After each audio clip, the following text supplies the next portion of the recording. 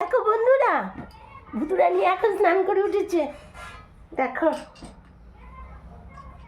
স্নান করে তাড়াতাড়ি করে মাথাটা একটু এটা দিয়ে শুকিয়ে নিলাম। করে করে করে করে এইরকম করে করে শুকিয়ে নিয়েছে।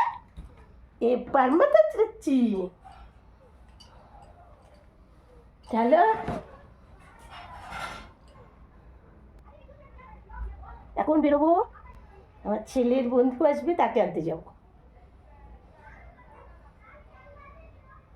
চলো এখন রাখি তাইলে। হ্যাঁ, ব্যস্ত আছি, তোমাদের সাথে একটু কথা বলে নিলাম। দেখো আজকে কি এসেছে অনলাইনে, এই খুলে ফেলেছি। এই দেখো, দুটো চুড়িদার পাঠিয়ে দিয়েছি। এখন এটা পরে দেখবো হচ্ছে কিনা।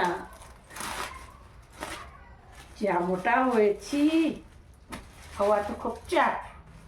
এটার মতো আমার ছেলে একটা চুড়িদার দিয়েছে একই রকম, তাই এটাকে না ভেঙে এটাকে ভাঙলাম। চলো, সেজে গুজে নিয়েছি, এবার যাবো এয়ারপোর্ট। আমার ছেলের বন্ধুকে আনতে যাচ্ছি।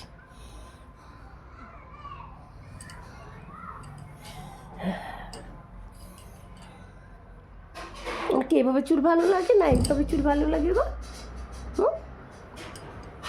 বলো তো, তেমনটা ভালো লাগে। আমি রেডি হয়ে গিয়েছি, আমি এখন একটু শুয়ে নিচ্ছি। ছেলে স্নানে গিয়েছে অফিস করে উঠে, ও ফ্রেশ হয়ে নিয়ে বেরোবে। আমি তত টাইম একটু বিশ্রাম করে নিই। কালকেই আমি বায়না করে রেখেছিলাম যে আজকে আমি যাবো আনতে আমার ছেলের বন্ধুকে। ঘরে আর ভাল লাগে না, একটু তো বাইরে বেরোতে পারবো, সেই জন্যে। চলো, আমরা এয়ারপোর্টের দিকে চললাম। চলো, আমাদের বাড়ি থেকে বেরোতে অনেকটাই লেট হয়ে গিয়েছে। আমরা প্রায় আধা ঘন্টা 1 ঘন্টা লেট করে ফেলেছি। রাস্তায় ভালোই জ্যামও ছিল। এই নানা কিছু নিয়েই বেরোতেই আমাদের অনেকটাই টাইম চলে গেল। এবার জানি না ও এখন গিয়ে কত দূরে আছে। এবার চলো গিয়ে দেখছি। দেখো, অলরেডি আমরা এয়ারপোর্টে চলে এসেছি। এটা হলো ব্যাঙ্গালোর এয়ারপোর্ট। আমরা ব্যাঙ্গালোরেই থাকি, তো চারধারটা একবার আমরা সার্চ করে দেখে নিলাম, এখানে দেখতে পাইনি। না দেখতে পেয়ে ও অলরেডি অন্য বন্ধুর সাথে চলে গিয়েছে। আমরা এখন সেই জায়গাটাতেই যাচ্ছি। দেখো, এখন আমরা কোথায় রয়েছি। এয়ারপোর্টে ঘুরে ঘুরে চলে এলাম। এয়ারপোর্টে নেই, ও চলে এসেছে ওর বন্ধুর কাছে। আমাদের একটু বেরোতে দেরি হয়েছে, ওই এখন এখানেই আছে। দেখো, মনে হচ্ছে যে ওই বিল্ডিংটাই হবে। ও এখন গেস্ট হাউসে আছে, ওই বিল্ডিংটাই হতে পারে। তো এইখানের লোকেশনটাই দিয়েছে। ছেলে এখন কল করছে, এখন দেখা যাক। ও এলে ওকে নিয়ে আমরা একসাথে বাড়ি ফিরে যাব। আরই আমরা এয়ারপোর্টে গিয়ে খুঁজে খুঁজে চলে এলাম, আর তুমি এখানটাতে। মানে কি বলবো বলো। চলো এবার বাড়ি চলো।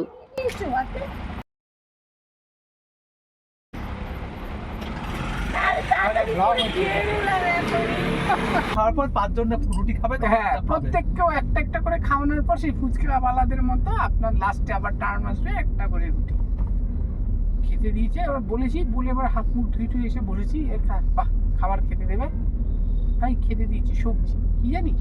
উচ্ছে ভাজা, উচ্ছে ভাজা পেঁয়াজ দিয়ে উচ্ছে ভাজা রুটি।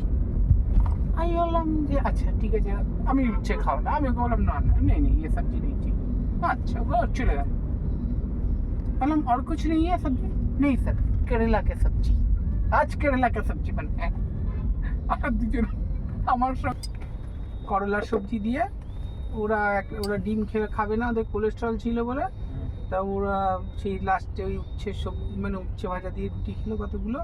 তারপর বললো কেলা হ্যাঁ কেলা, বলে केला है। বলছে दो दो चल चल, বলছে दो दो करके केला दे दो। বলে কলা দিয়ে রুটি খেলো, আচার দিয়ে একটা রুটি খেলো, দুটো কলা খেলো, রুটি খেলো, এরকম বিতিকিচ্ছিরি অবস্থা। অথচ এত টাকা বিল করছে। হ্যাঁ, এবার তখনও তো বিলের গল্প জানি না, প্রথম গেছি। হ্যাঁ, আমি বলছি আমার সঙ্গে যে বুঝেছে এরকমভাবে খেতে হবে, মরে যাবো, কাল থেকে খাবো না আমি এখানটায়। রাস্তায় কিছু খাবার দাবার খেয়ে চলে আসবো, এইভাবে পারবো না। ইভেন সারাদিন এরকমের সাইটে ঘুরবো, কোম্পানির জন্য কাজও করব, আবার দিনের শেষে এসে কি খাবো, যে উচ্চ বাজা দিয়ে রুটি। এই দেখো চলে এসেছে সে আমার আগের জন্মের ছেলে, দেখেছো বলেছি না আনতে যাচ্ছি, চলে এসেছে আর আমার জন্য চিলি চিকেন নিয়ে এসেছে। এই দেখো এখন খাবো চলো। আমার ঠিক হয়ে যাবে কিন্তু। হ্যাঁ আসি। হ্যাঁ চলে এসো, নিজের ঘরে আসবে বলতে হয়। আবার আমার জন্য চিলি চিকেন এনেছো, তাহলে তো একটু বেশি স্পেশাল হয়ে গেছে ব্যাপারটা। হ্যাঁ রাখো, এটা নিরামিষ টেবিল তো, নিরামিষ জিনিস রাখা যাবে। চলো বাড়ি চলে এলাম, ড্রেসটা ছেড়ে নিই, এবার ডিনার কমপ্লিট করে নেব, নিজের বাড়ি ফিরে আসা। গুড নাইট, তোমরা তত টাইম ভালো থাকো, সুস্থ থাকো। ডিনার